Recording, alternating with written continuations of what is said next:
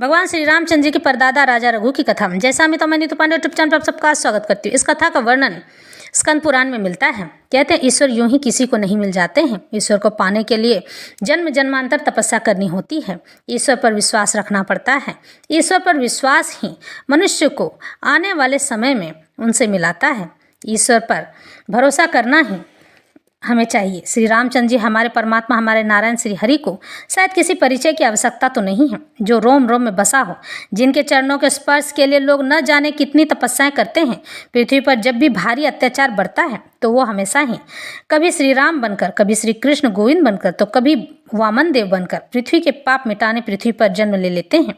लोग कहते हैं 10 अवतार भगवान कुल लेंगे, जिनमें से 9 हो चुका है, पर शास्त्र में तो 24 अवतारों का वर्णन मिलता है, यानी 10 मुख्य अवतार हैं और 14 केवल राज्य शासन अवतार, यानी राजा बनकर प्रजा का शासन, भरण पोषण और उन्हें नीति नियम से खाने का अवतार। पर अब भी एक अवतार बाकी है और वह है कल्कि अवतार, यानी कलयुग में अंत का आखिरी अवतार। ईश्वर उन्हीं के घर में जन्म लेते हैं जो लोग या जिनके पूर्वजों ने ईश्वर की अथाह यानी बहुत ज़्यादा सेवा एवं भक्ति की हो और भगवान श्री हरि नारायण से विनती की हो, तो ही ईश्वर किसी के घर में जन्म लेते हैं, क्योंकि भगवान विष्णु के जैसा तो कोई दूसरा हो ही नहीं सकता है।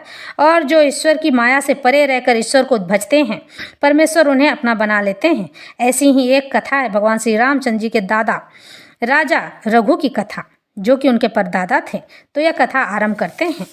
सूर्यवंश में जैसे इक्ष्वाकु, अजमेर आदि राजा बहुत प्रसिद्ध हुए हैं, उसी प्रकार महाराज रघु भी बड़े प्रसिद्ध, पराक्रमी, धर्मात्मा, भगवत भक्त, भगवान का भजन करने वाले, पवित्र जीवन जीने वाले हो गए हैं। इन्हीं के नाम से रघुवंश प्रसिद्ध हुआ था। इन्हीं के नाम से रघुवंशियों को जाना जाता था। इन्हीं के नाम से श्री रामचंद्र जी को भी नाम मिला था।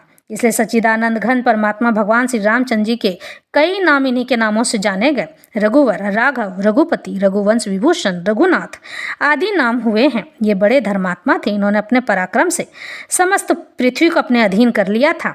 चारों दिशाओं में दिग्विजय करके समस्त भूमिखंड के एक छत्र सम्राट हुए थे। पूरी पृथ्वी के राजा अकेले थे। ये प्रजा को बिल्कुल भी कष्ट नहीं देना चाहते थे। प्रजा के लिए यथासंभव कार्य किया करते थे। प्रजा को अपनी संतान की तरह ही मानते थे। प्रजा के लिए जो हो सकता था हमेशा करते थे। राज्य कर भी ये बहुत ही कम लेते थे और विजित राजाओं को भी केवल अधीन बनाकर छोड़ देते थे। उनसे किसी प्रकार का कर वसूल नहीं करते थे।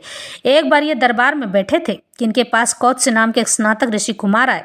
अपने यहाँ स्नातक को देखकर महाराज ने उनका विधिवत स्वागत सत्कार किया। पद में अर्घ्य से उनकी पूजा की, उनके पैर पखारे।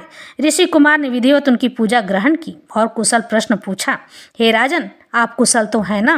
तो राजा ने कहा, जी मैं कुशल पूर्वक हूँ। आप कहें, आपको यात्रा में कष्ट तो नहीं हुआ? आप सकुशल से तो हैं? तो ऋषि ने कहा, हाँ मैं भी कुशल से हूँ। उन्होंने जलपान किया। थोड़ी देर के बाद ऋषि कुमार चलने लगे। तब महाराज ने कहा, हे ब्राह्मण, आप कैसे पधारे और बिना कुछ अपना अभिप्राय बताए आप लौटे क्यों जा रहे हैं? मुझसे जो बन पड़ेगा मैं आपके लिए करूँगा। आप मुझे कहें कि इस प्रयोजन से यहाँ आना हुआ था। तो ऋषि कुमार तो पहले सकुचाए और फिर कहते हैं, हे राजन, मैंने तो सुना था कि आप बहुत बड़े दानी हैं और आप दान करते हैं, किंतु मैं तो यहाँ देखा कि आपके पास ऐसा कुछ भी नहीं है जो आप दे सकें। ऋषि कुमार ने कहा, राजन, मैंने आपके दान की ख्याति बहुत दूर दूर तक सुनी है। आप अद्वितीय दानी हैं। मैं एक प्रयोजन से आपके पास आया था, किंतु मैंने सुना है कि आपने यज्ञ में अपना समस्त वैभव, धन, यश, कीर्ति, सम्मान सब दान कर दिया है। यहाँ आकर मैंने प्रत्यक्ष आंखों से देख लिया कि आपके पास अर्घ्य देने के लिए कोई धातु का पात्र यानी कि लोटा नहीं है, और आपने मुझे मिट्टी के पात्र से अर्घ्य दिया है, यानी कि मिट्टी के बर्तन से दिया है। अब मैं आपसे कुछ नहीं कहना चाहता हूँ। राजा ने कहा, नहीं ब्राह्मण, आप मुझे अपना अभिप्राय बताइए, मैं यथासाध्य उसे पूरा करने की कोशिश करूँगा। तो स्नातक ऋषि कुमार ने कहा, हे राजन, मैंने अपने गुरु के यहाँ रहकर सांगोपांग वेदों का अध्ययन किया था। अध्ययन के अनंतर मैंने गुरु जी से गुरु दक्षिणा के लिए प्रार्थना की। उन्होंने कहा, हम तुम्हारी सेवा से ही संतुष्ट हैं, मुझे और कुछ भी दक्षिणा नहीं चाहिए। गुरु जी के यूँ कहने पर भी मैं बार बार उनसे दक्षिणा के लिए आग्रह करता ही रहा। तब अंत में उन्होंने झल्ला करके गुस्से से कहा, अच्छा तो 14 लाख स्वर्ण मुद्रा लाकर हमें दे दो, मैं इसलिए आपके पास आया था। महाराज ने कहा, हे ब्राह्मण, मेरे हाथों में धनुष बांध के रहते हुए कोई विद्वान ब्रह्मचारी ब्राह्मण मेरे यहाँ से विमुख जाए तो मेरे राजपाट, धन, वैभव को तो धिक्कार ही है। इस तरह से मैं आपको खाली हाथ न लौटने दूंगा। आप बैठिए, मैं कुबेर लोक पर चढ़ाई करके उनके यहाँ से धन लाकर आपको अवश्य दूंगा। महाराज ने सेना को सुसज्जित होने की आज्ञा दी। बातों में सेना सच कर तैयार हो गई, यानी सेना तैयार हो गई युद्ध के लिए। निश्चय हुआ कि कल सुबह प्रस्थान होगा। प्रातःकाल सुबह सवेरे कोषाध्यक्ष ने आकर महाराज से निवेदन किया कि हे महाराज, हे राजन, रात्रि में स्वर्ण की वृष्टि हुई, सोने की वर्षा हुई है और पूरा कोष स्वर्ण मुद्राओं से भर गया है। महाराज ने जाकर देखा कि सर्वत्र सब जगह स्वर्ण मुद्राएं भरी पड़ी हैं। वहाँ जितनी स्वर्ण मुद्राएं थीं उन सबको महाराज ने ऊँटों पर लदवा कर ऋषि कुमार के साथ भेजना चाहा, लेकिन ऋषि कुमार ने ज्यों ही उसे देखा, ये मुद्राएं तो नियत संख्या से बहुत अधिक है, मुझे इतने का लालच नहीं है। ऐसा सोचकर उन्होंने कहा राजा से, महाराज मुझे तो केवल 14 लाख ही चाहिए थे, आपने इतनी मुद्राओं का मैं क्या करूँगा?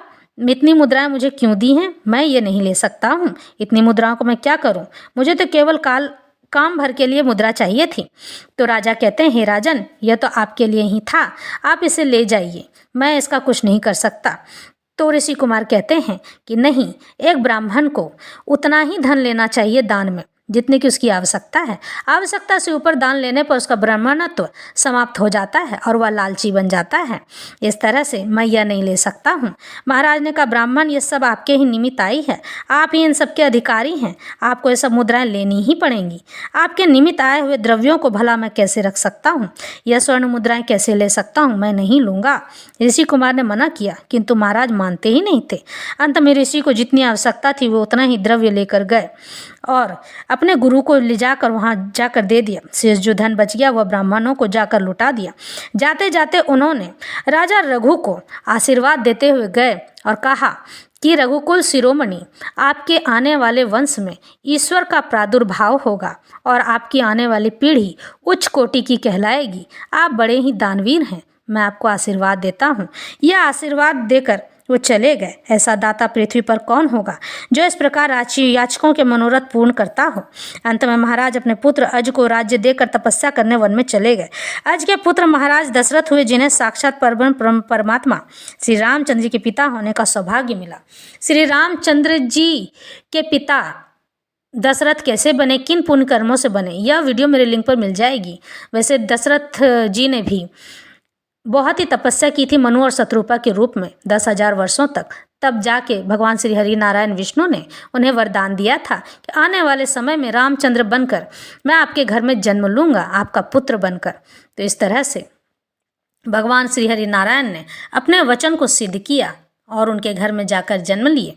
भगवान नारायण जिस पर प्रसन्न हो जाते हैं उन्हें अपना सर्वस्व दे देते हैं।